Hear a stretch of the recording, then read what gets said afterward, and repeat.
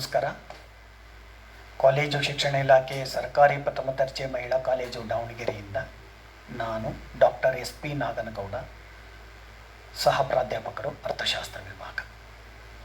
ನಾನೀಗ ಚರ್ಚಿಸಲು ಆಯ್ಕೆ ಮಾಡಿಕೊಂಡಿರುವಂಥ ವಿಷಯ deflation, causes, effects and control. ಕುಗ್ಗು ಪ್ರಸರಣ, ಕಾರಣಗಳು, ಪರಿಣಾಮಗಳು ಮತ್ತು ನಿಯಂತ್ರಣ. ಇದನ್ನು ಪ್ರಾರಂಭಿಸೋಕ್ಕಿಂತ ಮುಂಚೆ ಎರಡು ವಿಷಯಗಳನ್ನು ಹಂಚಿಕೊಳ್ತೀನಿ. ಒಂದು, ಇವತ್ತು ಕೋವಿಡ್-19 ಸಂದಿಗ್ಧ ಸಂದರ್ಭದಲ್ಲಿ ವಿದ್ಯಾರ್ಥಿಗಳಿಗೆ ಶೈಕ್ಷಣಿಕ ಹಿನ್ನಡೆ ಆಗಬಾರದು ಎನ್ನುವ ಉದ್ದೇಶದಿಂದ ಕಾಲೇಜು ಶಿಕ್ಷಣ ಇಲಾಖೆ ಈ ಥರನಾದಂಥ ಆನ್ಲೈನ್ ಟೀಚಿಂಗ್ಗಳನ್ನು ಪ್ರೋತ್ಸಾಹಿಸ್ತಿರುವುದು ತುಂಬ ಶ್ಲಾಘನೀಯವಾದದ್ದು. ಜೊತೆಗೆ ನನ್ನಂಥ ಉಪನ್ಯಾಸಕರು, ಪ್ರಾಧ್ಯಾಪಕರಿಗೆ ತಂತ್ರಜ್ಞಾನದ ಎಕ್ಸ್ಪೋಸರ್ಗೆ ಮತ್ತೊಂದು ಅವಕಾಶ ಆಗಿರೋದು ತುಂಬ ಆದರಣೀಯವಾದದ್ದು. ಈಗ ನನ್ನ ವಿಷಯವನ್ನು ಪ್ರಾರಂಭಿಸ್ತೇನೆ. ಕುಗ್ಗು ಪ್ರಸರಣ ಎಂದರೇನು? ಕುಗ್ಗು ಪ್ರಸರಣ ಅತಿ ಪ್ರಸರಣಕ್ಕೆ ವಿರುದ್ಧವಾದ ಪದ, ಇನ್ಫ್ಲೇಷನ್ಗೆ ವಿರುದ್ಧವಾದ ಪದ. ಕುಗ್ಗು ಪ್ರಸರಣವನ್ನು ಬೆಲೆ ಇಳಿತ ಅಥವಾ ಅನಪ್ರಸರಣ ಅಥವಾ ಕುಗ್ಗು ಪ್ರಸರಣ ಅಂತ ಕರಿತೀವಿ. ಬೇರೆ ಬೇರೆ ಶಬ್ದಗಳನ್ನು ಬಳಸ್ತೀವಿ ಕನ್ನಡದಲ್ಲಿ. ಕುಗ್ಗು ಪ್ರಸರಣ ಅತಿ ಪ್ರಸರಣದಷ್ಟು ಗಮನ ಸೆಳೆಯದಿದ್ದರೂ, ಪರಿಚಯ ಇಲ್ಲದಿದ್ದರೂ ಅರ್ಥಶಾಸ್ತ್ರದಲ್ಲಿ ಸಾಕಷ್ಟು ಚರ್ಚೆಯನ್ನು, ಅದರಲ್ಲೂ 20ನೇ ಶತಮಾನದಲ್ಲಿ ಸಾಕಷ್ಟು ಚರ್ಚೆಯನ್ನು ನಡೆಸಲಾಗಿದೆ. 19ನೇ ಶತಮಾನದ ಕೊನೆ ಭಾಗದಲ್ಲಿ ಅಮೇರಿಕಾದಂಥ ಆರ್ಥಿಕ ವ್ಯವಸ್ಥೆ, ಇಂಗ್ಲೆಂಡಿನ ಆರ್ಥಿಕ ವ್ಯವಸ್ಥೆ, ಜರ್ಮನಿ ಸಹ ಈ ವಿದ್ಯಮಾನವನ್ನು ಅನುಭವಿಸಿತು.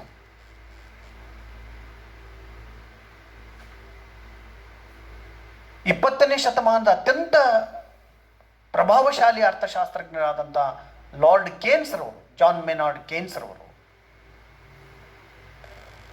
ಅತಿ ಪ್ರಸರಣ ಕುರಿತು ಹೇಳುವಾಗ ಈ ರೀತಿ ಹೇಳಿದರು: ಅಲ್ಪ ಪ್ರಮಾಣದ ಅತಿ ಪ್ರಸರಣ ಸಹಾಯಕವಾದೀತು ಅಂತ.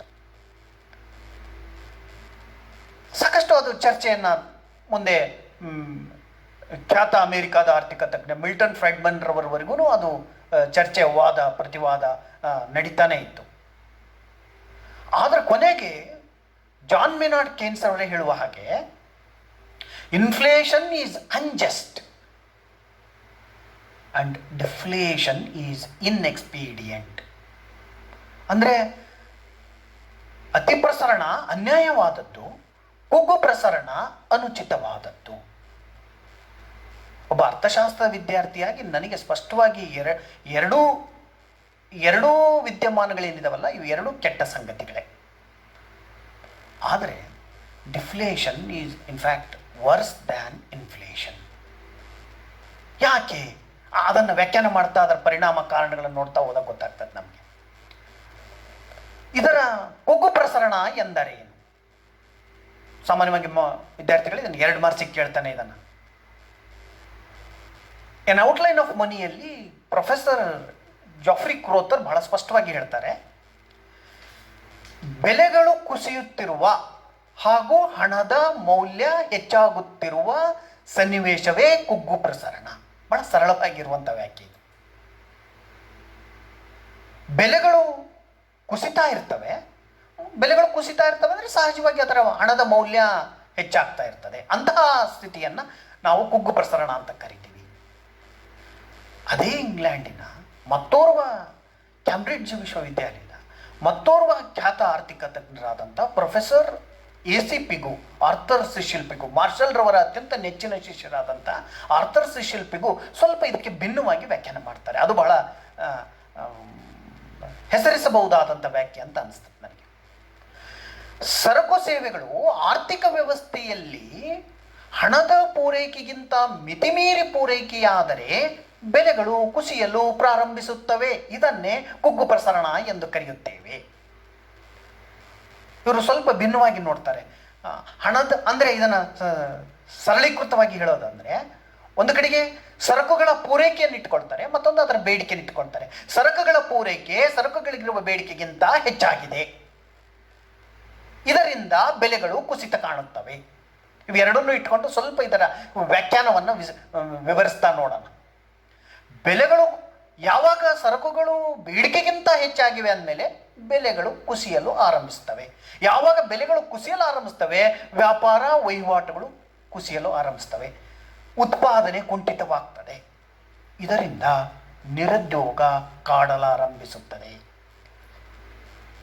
ಇಂತಹ ಸನ್ನಿವೇಶವನ್ನು ಕುಗ್ಗು ಪ್ರಸರಣ ಅಂತ ಕರಿತೀವಿ. Deflation is actually where the economy is shrinking. It throws an economy into a deflationary spiral. ಅದನ್ನು ಇನ್ನೂ ಐರ್ವಿಂಗ್ ಫಿಶರ್ ಭಾಳ ಚೆನ್ನಾಗಿ ಹೇಳ್ತಾರೆ. ಅದನ್ನು ಡೆಟ್ ಡಿಫ್ಲೇಷನ್ ಸ್ಪೈರಲ್ ಅಂತ ಕರೀತಾರೆ. ಯಾಕೆಂದರೆ ಆ ಬೆಲೆಗಳ ಕುಸಿತ ನಿರುದ್ಯೋಗ,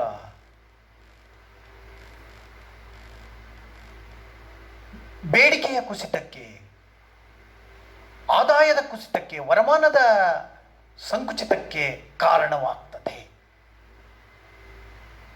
ಇದು ಕುಗ್ಗು ಪ್ರಸರಣ.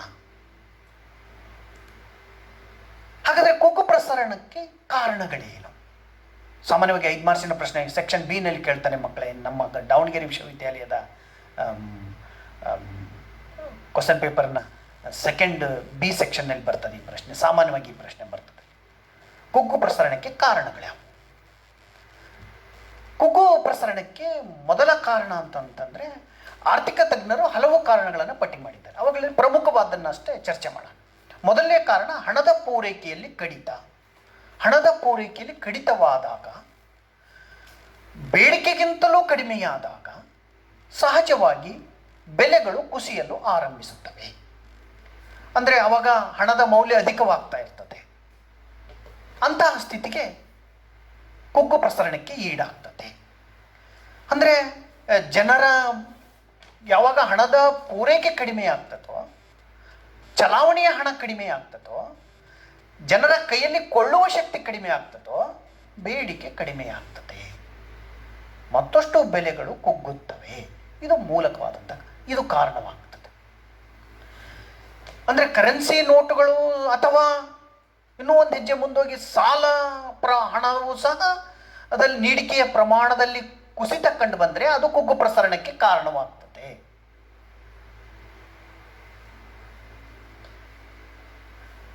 ಇನ್ನು ಎರಡನೇ ಕಾರಣ ಹಣಕಾಸಿನ ನೀತಿ.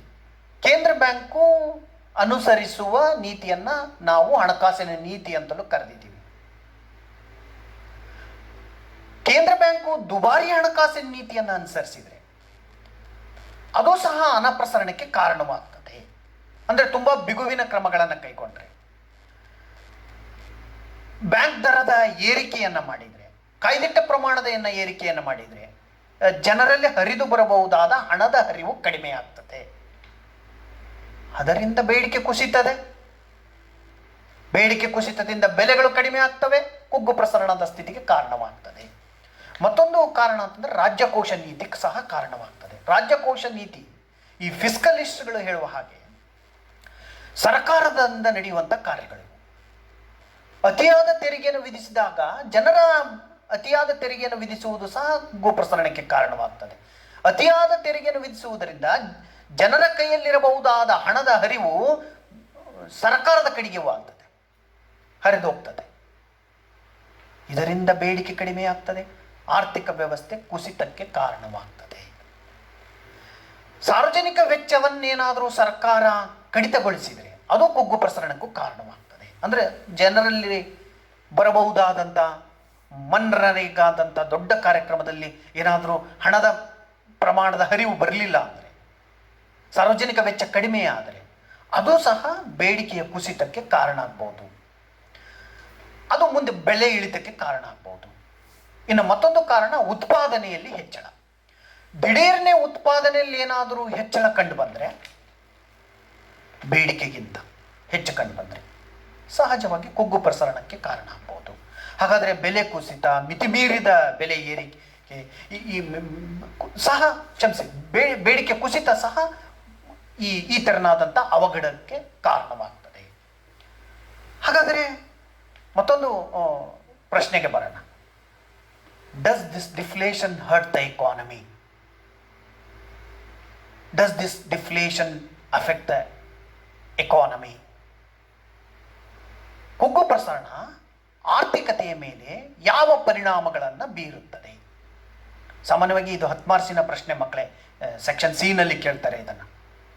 ಯಾವ ಪರಿಣಾಮ ಬೀರ್ತದೆ? ಆರ್ಥಿಕ ತಜ್ಞರು ಬಹುದೊಡ್ಡ ಚರ್ಚೆಯನ್ನು ಪ್ರಾರಂಭಿಸಿದರು. ಇತ್ತೀಚಿನ 2008ರ ಗ್ಲೋಬಲ್ ರಿಸಿಷನ್ ಅನ್ನ, ಆರ್ಥಿಕ ಹಿಂಜರಿತ ಅಂತ ನಾನು ಸ್ವಲ್ಪ ಅದನ್ನು ಈ ಕುಗ್ಗು ಪ್ರಸರಣಕ್ಕೆ ಸಮೀಪವಾಗಿ ಬಳಸ್ತೀನಿ. ಹಾಗೆ ನೋಡಿದರೆ MA ವಿದ್ಯಾರ್ಥಿಗಳಿಗೆ ಹೇಳುವಾಗ ರಿಸಿಷನ್ ಬೇರೆ, ಡಿಫ್ಲೇಷನ್ ಬೇರೆ ಅಂತ ಹೇಳ್ಬೇಕಾಗ್ತದೆ. ಯಾವಾಗ ಅತಿ ಪ್ರಸರಣ 0ಗಿಂತ ಕಡಿಮೆ ದರಕ್ಕೆ ಬರ್ತದೋ ಆಗ ಕುಗ್ಗು ಪ್ರಸರಣ ಉಂಟಾಗ್ತದೆ ಅಂತ ಹೇಳ್ತೀವಲ್ಲಿ. ಒಟ್ಟಾರೆ ಆ ಬೆಲೆ ಇಳಿಕೆಯ ಸ್ಥಿತಿಯನ್ನು ಸಂಕೇತಿಸುವ ವಿದ್ಯಮಾನವನ್ನು ಕುಗ್ಗು ಪ್ರಸರಣ ಅಂತ ನಾನೀಗ ಅದನ್ನು ಸಮೀಪಗೊಳಿಸಿ ಅದನ್ನು ಮಾತಾಡ್ತಾ ಇದ್ದೀನಿ.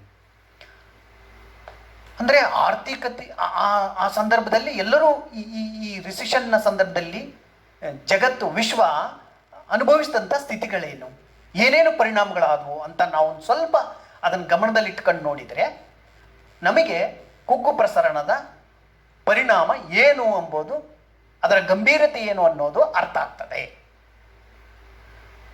ಆರ್ಥಿಕ ತಜ್ಞರು ಪ್ರಕಾರ ಕುಗ್ಗು ಪ್ರಸರಣ ಆರ್ಥಿಕತೆಯ ಎಲ್ಲ ಕ್ಷೇತ್ರದ ಜನರನ್ನು ಬಾಧಿಸುತ್ತದೆ.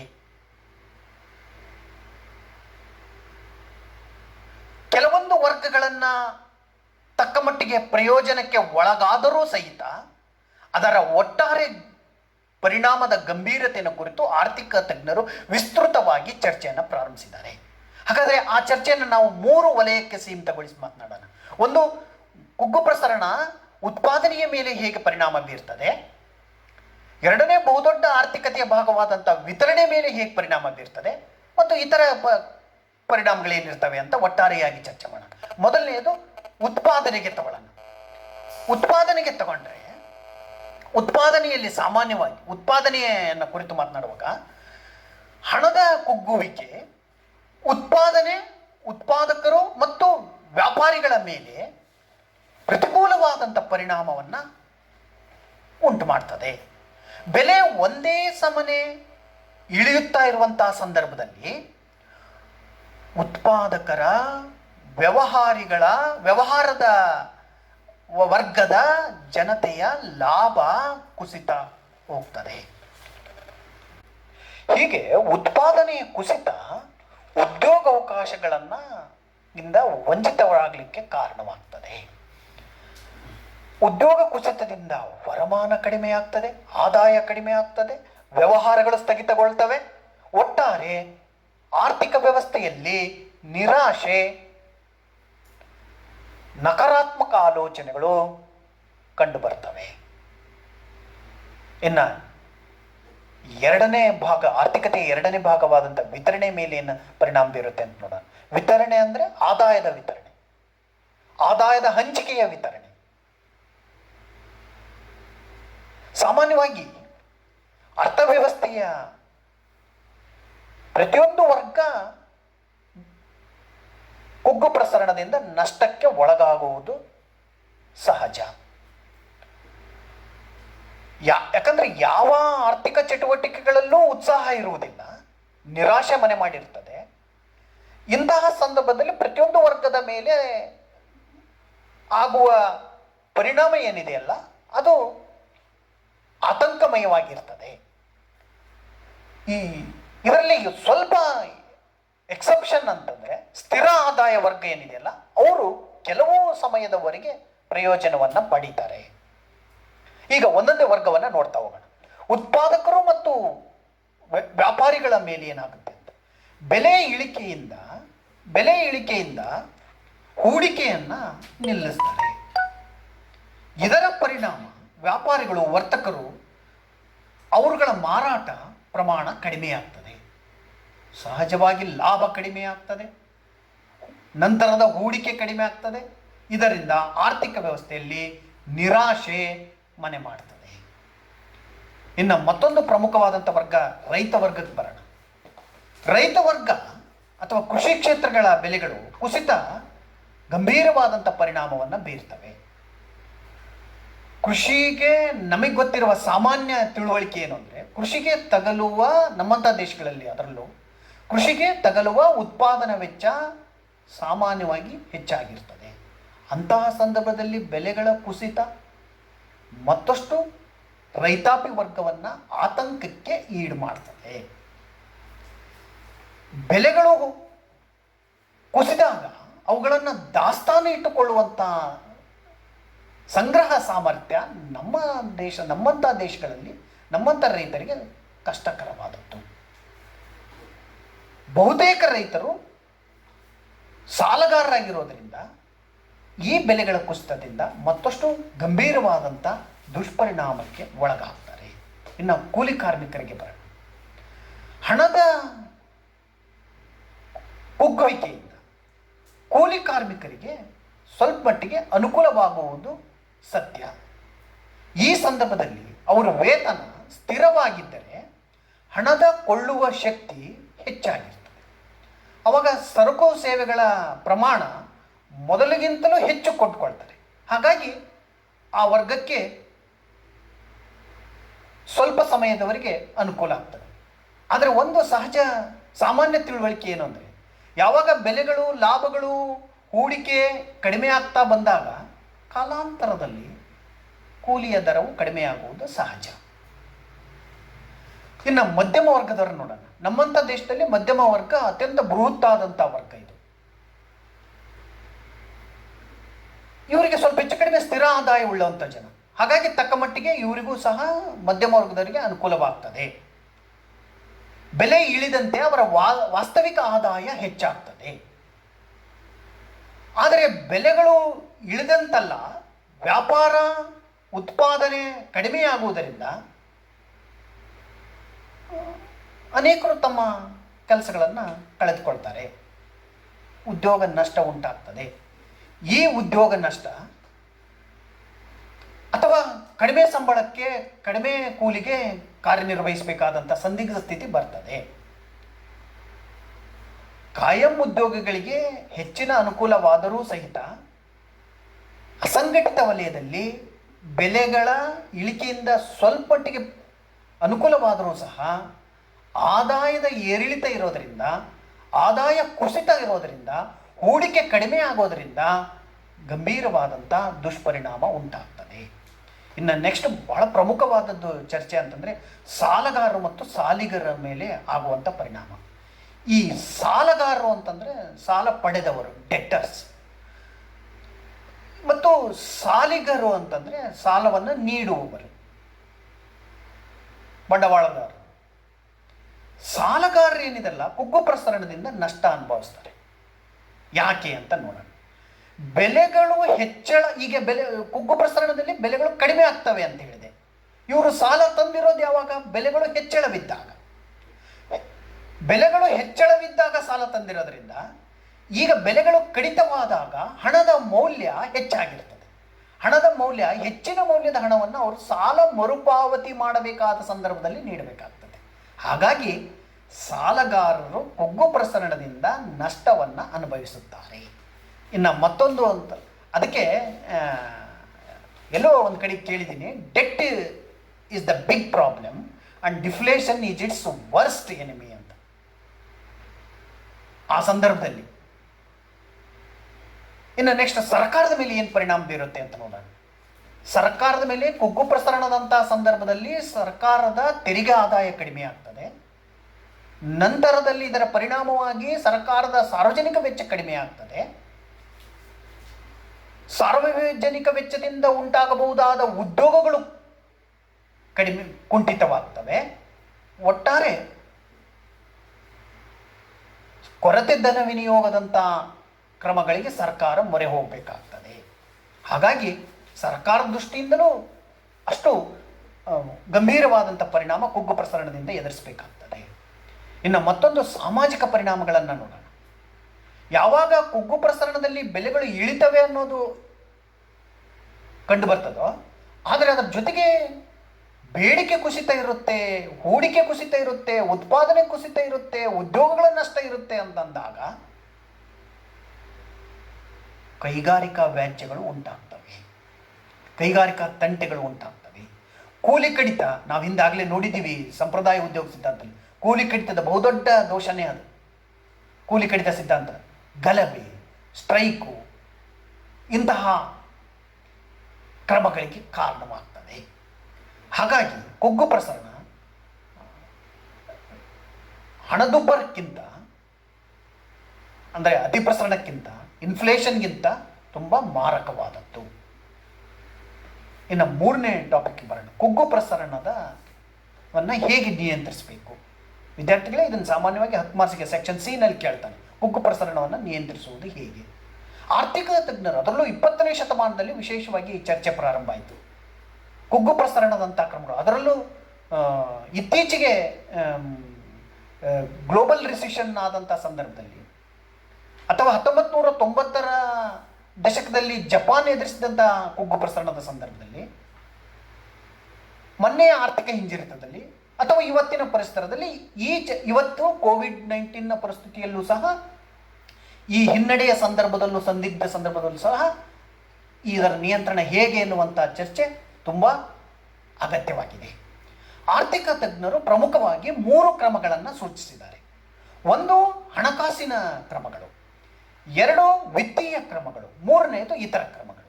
ಮೊದಲನೆಯದು ಈ ಮೊನಿಟರಿಸ್ಟ್ಗಳು ಕಂಡುಕೊಳ್ಳುವ ಹಾಗೆ, ಹಣಕಾಸು ತಜ್ಞರು ನೀಡುವ ಹಾಗೆ ಹಣಕಾಸಿನ ಕ್ರಮಗಳನ್ನು ನೋಡೋಣ. ಅದರಲ್ಲಿ ಮೊದಲನೆಯದು ಕೊರತೆ ಧನ ವಿನಿಯೋಗ ನೋಡೋಣ. ಕೊರತೆ ಧನ ವಿನಿಯೋಗದ ಮೂಲಕ, ಅಂದರೆ ಕೊರತೆ ಧನ ವಿನಿಯೋಗವನ್ನು ಬಳಸಿಕೊಂಡು ಹೆಚ್ಚು ನೋಟುಗಳನ್ನು ಟಂಕಿಸುವುದರ ಮೂಲಕ ಕುಗ್ಗು ಪ್ರಸರಣವನ್ನು ನಿಯಂತ್ರಿಸಲಿಕ್ಕೆ ಸಾಧ್ಯವಿದೆ. ಈಗ ಬಹಳ ಚರ್ಚೆ, ಒಂದು ತಮಾಷೆಯ ಚರ್ಚೆ ಇದೆ ಈಗ ಈ ಕೋವಿಡ್-19 ಚರ್ಚೆಯಲ್ಲಿ. ಹೆಲಿಕಾಪ್ಟರ್ ಮನಿ ಅನ್ನುವಂಥದ್ದಿದೆ. ಇದನ್ನು ಒಂಚೂರು ಸ್ಪಷ್ಟೀಕರಿಸ್ತೀನಿ. ಇದನ್ನು ಹೆಲಿಕಾಪ್ಟರ್ ಮನಿ ಎನ್ನುವುದನ್ನು ಮಿಲ್ಟನ್ ಫ್ರೈಡ್ಮನ್ ಎನ್ನುವ ಖ್ಯಾತ ಅಮೆರಿಕಾದ ಮೊನಿಟರಿಸಮ್ನ ಬಹುದೊಡ್ಡ ಪ್ರತಿಪಾದಕನಾದಂಥ ಮಿಲ್ಟನ್ ಫ್ರೈಡ್ಮನ್ನು ಇದನ್ನು 1969ರಲ್ಲಿ ಪ್ರತಿಪಾದಿಸ್ತಾರೆ. ನಂತರ ಅನೇಕ ಚರ್ಚೆಗಳಾಗ್ತವೆ. ಅಮೆರಿಕಾದ ಫೆಡರಲ್ ರಿಸರ್ವ್ ಸಿಸ್ಟಮ್, ಕೇಂದ್ರ ಬ್ಯಾಂಕು ಸಹ ಇದರ ಬಗ್ಗೆ ಗಮನವನ್ನು ಹರಿಸಿದ್ದು ನಾವು ಹಿಂದೆ ನೋಡಿದ್ದೀವಿ ನಾವು. ಆದರೆ ಇದು ನೇರವಾಗಿ ಹಾಗೆ ಹೆಲಿಕಾಪ್ಟರ್ನಿಂದ ಸುರಿಯುವ ಹಣ ಅಂತ ಅರ್ಥೈಸೋದಕ್ಕಿಂತ, ಇದನ್ನು ಒಂದು ಕ್ವಾಂಟಿಟೇಟಿವ್ ಈಸ್ ಆಗಿ, ಅದನ್ನು ಆ ಆರ್ಥಿಕತೆಯ ಸ್ವರೂಪದ ಆಧಾರದ ಮೇಲೆ ಅದನ್ನು ಬಳಸಿಕೊಳ್ಳುವ ವಿಧಾನ ಇದ್ದಾವೆ. ಆ ನಿಟ್ಟಿನಲ್ಲಿ ನಾನು ಕೊರತೆ ಧನ ವಿನಿಯೋಗವನ್ನು, ಅದಕ್ಕೆ ನಮ್ಮ ಗುರುಗಳು ಅದನ್ನು ಈ ರೀತಿ ಹೇಳ್ತಾ ಇದ್ರು, ಪಂಪಿಂಗ್ ಆಫ್ ಮನಿ ಅಂತಂತ ಹೇಳ್ತಾ ಇದ್ರು. ಆರ್ಥಿಕತೆಯಲ್ಲಿ ಹಣದ ಪ್ರಮಾಣವನ್ನು ಹೆಚ್ಚಿಸೋದು.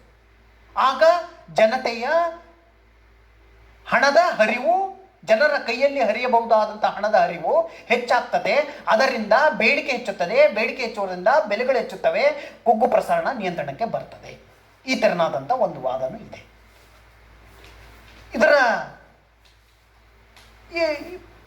ಇದರ ಮತ್ತೊಂದು ಕ್ರಮ ಅಂತಂದರೆ ಬಡ್ಡಿ ದರದಲ್ಲಿ ಕಡಿತವನ್ನು ಮಾಡುವುದು. ಈ ಅನಪ್ರಸರಣ ಅಥವಾ ಡಿಫ್ಲೇಷನ್ನ ಕಾಲದಲ್ಲಿ ಅಗ್ಗದ ಹಣಕಾಸು ನೀತಿಯನ್ನು ಅನುಸರಿಸಬಹುದು ಅಂತೇಳಿ ಮೊನಿಟರಿಸ್ಟ್ಗಳು, ಅಂದರೆ ಹಣಕಾಸು ತಜ್ಞರು, ಮಿಲ್ಟನ್ ಫ್ರೈಡ್ಮನ್ ಅನ್ನು ಪ್ರತಿಪಾದಿಸಿರುವಂಥ ಈ ಪಂಥ ಏನಿದೆಯಲ್ಲ, ಈ ಚಿಂತಕರು ಇದನ್ನು ಸ್ಪಷ್ಟವಾಗಿ ಹೇಳ್ತಾರೆ. ಅಂದರೆ ಕಡಿಮೆ ಬಡ್ಡಿ ದರದಲ್ಲಿ ಬ್ಯಾಂಕ್ ದರವನ್ನು ಕಡಿಮೆಗೊಳಿಸೋದು. ಬ್ಯಾಂಕ್ ದರ, ಕ್ರೆಡಿಟ್ ಕಂಟ್ರೋಲ್ ಪಾಲಿಸಿ ಏನು ಬರ್ತದೆ ನೋಡಿ, ಬ್ಯಾಂಕ್ ದರ ಎಂದರೇನು, ಅಲ್ಲಿ 2 ಮಾರ್ಕ್ಸಿಗೆ ಕೇಳ್ತಾನೆ ಮಕ್ಕಳೇ. ಸೊ ಬ್ಯಾಂಕ್ ದರವನ್ನು ಕಡಿಮೆಗೊಳಿಸುವುದರಿಂದ ಕೇಂದ್ರ ಬ್ಯಾಂಕಿನ ಅಡಿಯಲ್ಲಿರುವಂಥ ವಾಣಿಜ್ಯ ಬ್ಯಾಂಕ್ಗಳು ಪಡೆಯುವ ಸಾಲದ ಮೇಲೆ ಬಡ್ಡಿ ದರದ ಕಡಿತದಿಂದ ಸಾಲವು ಅಗ್ಗವಾಗುವುದರಿಂದ ಹೆಚ್ಚು ಹಣವನ್ನು ಪಡೆದು ಹೆಚ್ಚು ಹೆಚ್ಚು ಸಾಲ ಹಣವನ್ನು ಸೃಷ್ಟಿ ಮಾಡ್ತಾರೆ. ಇದರಿಂದ ಜನತೆಯ ಕೈಯಲ್ಲಿ ಕೊಳ್ಳುವ ಹಣದ ಪ್ರಮಾಣ ಹೆಚ್ಚಾಗ್ತದೆ. ಇದರಿಂದ ಬೇಡಿಕೆ ಹೆಚ್ಚುತ್ತದೆ. ಬೆಲೆಯ ಕುಗ್ಗು ಪ್ರಸರಣ ನಿಯಂತ್ರಣಕ್ಕೆ ಬರಲಿಕ್ಕೆ ಸಾಧ್ಯ ಇದೆ. ಹೀಗೆ ಇದರ ಜೊತೆಗೆ ವ್ಯಾಪಾರಸ್ಥರಿಗೆ ಉತ್ತೇಜನ ದೊರಕಿಸಲಿಕ್ಕೆ, ಹೂಡಿಕೆಯ ಪ್ರಮಾಣವನ್ನು ಹೆಚ್ಚಿಸಲಿಕ್ಕೆ ಬ್ಯಾಂಕುಗಳು ಇಡಬೇಕಾದಂಥ ಕಾಯ್ದಿಟ್ಟ ಪ್ರಮಾಣವನ್ನು ಇಳಿಕೆ ಮಾಡೋದರಿಂದಲೂ ಸಹ ಈ ತೆರನಾದಂಥ ಹಣಕಾಸಿನ ಕ್ರಮವನ್ನು ಕೈಗೊಳ್ಳುವುದಿದೆ. ಜೊತೆಗೆ ಇನ್ನು ಇವಿಷ್ಟು ಹಣಕಾಸಿನ ಕ್ರಮಗಳ ಜೊತೆಗೆ ವಿತ್ತೀಯ ಕ್ರಮಗಳನ್ನು ಸಹ ಆರ್ಥಿಕ ತಜ್ಞರು, ಅದರಲ್ಲೂ ವಿತ್ತೀಯ ನೀತಿಯ ತಜ್ಞರು, ಫಿಸ್ಕಲಿಸ್ಟು ಕೆಲವು ಕ್ರಮಗಳನ್ನು ಹೇಳಿದರು. ಆದರೆ ಬಹಳ ಪ್ರಮುಖವಾದದ್ದು ತೆರಿಗೆಗಳಲ್ಲಿ ಕಡಿತ. ನೀವು ಯಾವಾಗ ಸರ್ಕಾರ ತೆರಿಗೆಯನ್ನು ಕಡಿತಗೊಳಿಸ್ತದೋ ಜನರ ಕೈಯಲ್ಲಿ ಇರಬಹುದಾದ ಹಣದ ಪ್ರಮಾಣ ತೆರಿಗೆ ಕಡಿತದಿಂದ ಹೆಚ್ಚಾಗ್ತದೆ. ತೆರಿಗೆ ಕಟ್ಟಬೇಕಾದ ದುಡ್ಡು ಕೈಯಲ್ಲಿರ್ತದೆ. ಅದರಿಂದ ಬೇಡಿಕೆ ಸೃಷ್ಟಿಯಾಗ್ತದೆ. ಬೇಡಿಕೆಯಿಂದ ಮತ್ತೆ ಬೆಲೆ ಹೆಚ್ಚಲಿಕ್ಕೆ ಸಾಧ್ಯವಾಗ್ತದೆ. ಕುಗ್ಗು ಪ್ರಸರಣ ನಿಯಂತ್ರಣಕ್ಕೆ ಬರುತ್ತೆ. ಇನ್ನು ಸಾರ್ವಜನಿಕ ವೆಚ್ಚದಲ್ಲಿ ಹೆಚ್ಚಳ, ಮತ್ತೊಂದು ವಿತ್ತೀಯ ಕ್ರಮ ಅಂತಂದ್ರೆ ಸಾರ್ವಜನಿಕ ವೆಚ್ಚದಲ್ಲಿ ಹೆಚ್ಚಳ ಮಾಡುವುದಂಥದ್ದು. ಅದಕ್ಕೆ ಇವತ್ತು ಮನ್ನರೇಗಾದಂಥ ಕಾರ್ಯಕ್ರಮದಲ್ಲಿ, ಮಹಾತ್ಮ ಗಾಂಧಿ ರಾಷ್ಟ್ರೀಯ ಉದ್ಯೋಗ ಕಾರ್ಯಕ್ರಮದಲ್ಲಿ ಇವತ್ತು ಹೆಚ್ಚು ಕಾರ್ಯಕ್ರಮಗಳನ್ನು ಜೋಡಿಸುವುದರ ಮೂಲಕ ಸರ್ಕಾರ ಕೂಲಿಯ ದರನ್ನು ಹೆಚ್ಚಿಸುವುದರ ಮೂಲಕ ಇತ್ತೀಚೆಗೆ ಜನರ ಕೈಯಲ್ಲಿ ಹಣದ ಪ್ರಮಾಣ ಹೆಚ್ಚಿಸಲಿಕ್ಕೆ, ಹಣದ ಹರಿವು ಹೆಚ್ಚಿಸಲಿಕ್ಕೆ ಪ್ರಯತ್ನಿಸ್ತಾ ಇದೆ. ಅಂದರೆ ಇವತ್ತಿನ ಆ ಡಿಫ್ಲೇಷನರಿ ಟ್ರೆಂಡ್ ಏನಿದೆಯಲ್ಲ ಅದು ಕಡಿಮೆ ಆಗ್ತದೆ. ಇದರ ಜೊತೆಗೆ ಆದಾಯ ಮತ್ತು ಸಂಪತ್ತಿನ ಮರು ಹಂಚಿಕೆ ಆಗಬೇಕಾಗ್ತದೆ. ಬಡವರ ಪರವಾಗಿ ಹಣವನ್ನು ನೀಡುವಂತಹದ್ದು, ಯೋಜನೆಗಳ ಮುಖಾಂತರ ಜನರಿಗೆ ನೇರವಾಗಿ ಹಣವನ್ನು ನೀಡುವಂತಹದ್ದು. ಇದಕ್ಕೊಂದು ಉದಾಹರಣೆ ಹೇಳ್ತೀನಿ. ನೆದರ್ಲ್ಯಾಂಡ್ ಅಂತ ಸರ್ಕಾರದಲ್ಲಿ ಈ ಅನ್ಎಂಪ್ಲಾಯ್ಮೆಂಟ್ ಇನ್ಶೂರೆನ್ಸ್ ಸ್ಕೀಮ್ಗಳು ಅತ್ಯಂತ ಬಲಿಷ್ಠವಾಗಿದ್ದಾವೆ. ಡಚ್ ಇದರಲ್ಲಿ ಅವರು ಇಂತಹ ಕಾರ್ಯಕ್ರಮಗಳ ಮೂಲಕ ಹಣವನ್ನು ಆ ನಿರ್ದಿಷ್ಟ ವರ್ಗಗಳಿಗೆ ಹರಿದು ಹೋಗುವ ಹಾಗೆ ಮಾಡ್ತಾರೆ. ಹಾಗಾಗಿ ಒಟ್ಟಾರೆ ಎಲ್ಲಿ ಬೇಡಿಕೆ ಕಡಿಮೆ ಇರ್ತದೆ ಅಂತಹ ವರ್ಗಗಳಿಗೆ ಆದಾಯ ವಿತರಣೆಯಾಗುವುದನ್ನು ನೋಡುವುದು ಸಹ ಒಂದು ಕ್ರಮ ಇದೆ. ಇನ್ನು ಮತ್ತೊಂದು ಕ್ರಮ ಅಂತಂದರೆ ಸಾರ್ವಜನಿಕ ಸಾಲದ ಮರುಪಾವತಿ. ಸರ್ಕಾರ ಪಡೆದಂಥ ಸಾರ್ವಜನಿಕ ಸಾಲ ಏನಿದೆಯಲ್ಲ ಅದನ್ನು ಮರುಪಾವತಿಸಿದರೆ ರಾಷ್ಟ್ರದ ಉದ್ದಗಲಕ್ಕೂ ಹಣದ ಹರಿವು ಹೆಚ್ಚಾಗ್ತದೆ.